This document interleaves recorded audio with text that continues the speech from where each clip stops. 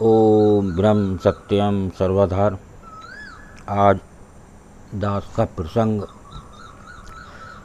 सबसे काबिल इंसान। तो आज जाने सबसे काबिल इंसान कौन है, किस प्रकार काबिल इंसान को माना जाता है। तो इसका एक प्रसंग को श्रवण करें। एक बार एक गांव में गांव के ही सबसे धनी व्यक्ति ने एक बहुत बड़ा मंदिर बनवाया। मंदिर जब बन के तैयार हुआ तो बहुत से दर्शनार्थी मंदिर में दर्शन लाभ के लिए पहुंचने लगे। मंदिर की भव्यता को देख लोग मंदिर का गुणगान करते नहीं थकते थे। समय के साथ मंदिर की ख्याति जाने माने मंदिरों में होने लगी और दूर दूर से लोग दर्शन लाभ को मंदिर में पहुंचने लगे। श्रद्धालुओं की बढ़ती संख्या को देख उस व्यक्ति ने मंदिर में ही श्रद्धालुओं के लिए भोजन और ठहरने की व्यवस्था का प्रबंध किया।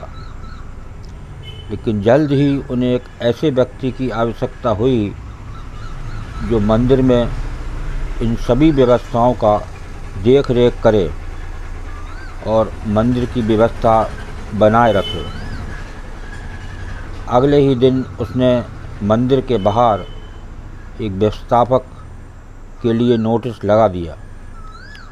नोटिस को देख कई लोग उस धनी व्यक्ति के पास आने लगे। लोगों को पता था कि यदि मंदिर में व्यवस्थापक का काम मिल जाएगा तो वेतन भी बहुत अच्छा मिलेगा।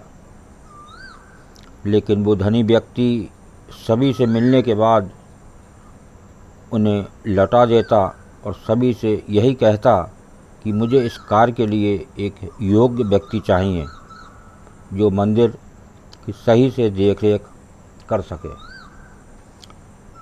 बहुत से लोग लौटाए जाने पर उस धनी पुरुष को मन ही मन गालियां देते।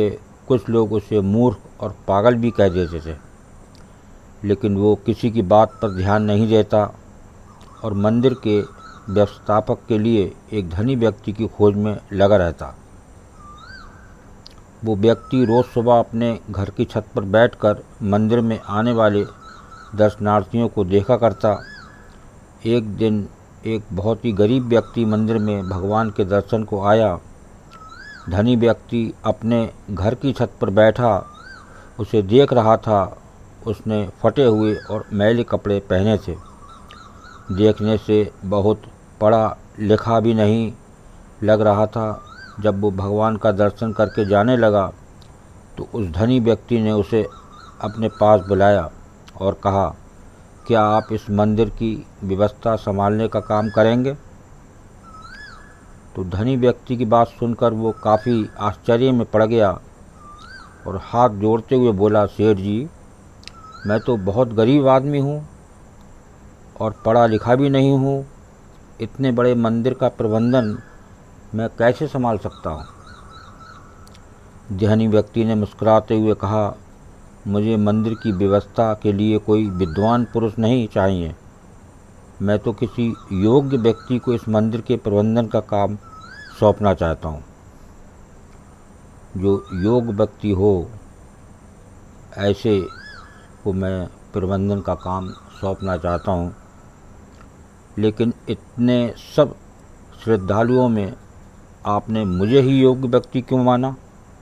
उसने आश्चर्य से पूछा। तो धनी व्यक्ति बोला, मैं जानता हूँ कि आप एक योग्य व्यक्ति हैं। मंदिर के रास्ते में मैंने कई दिनों से एक ईंट का टुकड़ा गाड़ा था जिसका एक कोना ऊपर से निकल आया था। मैं कई दिनों से देख रहा था कि उस ईंट के टुकड़े से कई लोगों को ठोकर लगती थी और कई लोग उस ईंट के टुकड़े से ठोकर खाकर गिर भी जाते थे, लेकिन किसी ने भी उस ईंट के टुकड़े को वहाँ से हटाने की नहीं सोची। आपको उस ईंट के टुकड़े से ठोकर भी नहीं लगी, लेकिन फिर भी आपने उस उसे देखकर वहाँ से हटाने की सोची। मैं देख रहा था कि आप मजदूर से फावड़ा लेकर गए और उस टुकड़े को खोदकर वहाँ की भूमि समतल कर दी। धनी व्यक्ति की बात सुनकर उस व्यक्ति ने कहा, मैंने कोई महान कार्य नहीं किया है। दूसरों के बारे में सोचना और रास्ते में आने वाली दुविधाओं को दूर करना तो हर मनुष्य का कर्तव्य होता है। मैंने तो बस वही किया जो मेरा कर्तव्य था। धनी व्यक्ति ने मुस्कुराते हुए कहा, अपने कर्तव्यों को जानने और उनका पालन करने वाले लोग ही योग्य लोग होते हैं। इतना कहकर धनी व्यक्ति ने मंदिर प्रबंधन की जिम्मेदारी उस व्यक्ति को सौंप दी। कोई हमें नहीं देख रहा हो तो भी हमें अपना कर्तव्य नहीं भूलना चाहिए। तो ये प्रसंग आज आपने श्रवण किया कि आज कल के मानव में कर्तव्य और नाम की चीज़ नहीं है और वो नित अपनी चालाकी में काम करता है, इसी कारण कहीं उसे सफलता नहीं मिलती। तो अपने जीवन को सुंदरमय बनाएं, कर्तव्य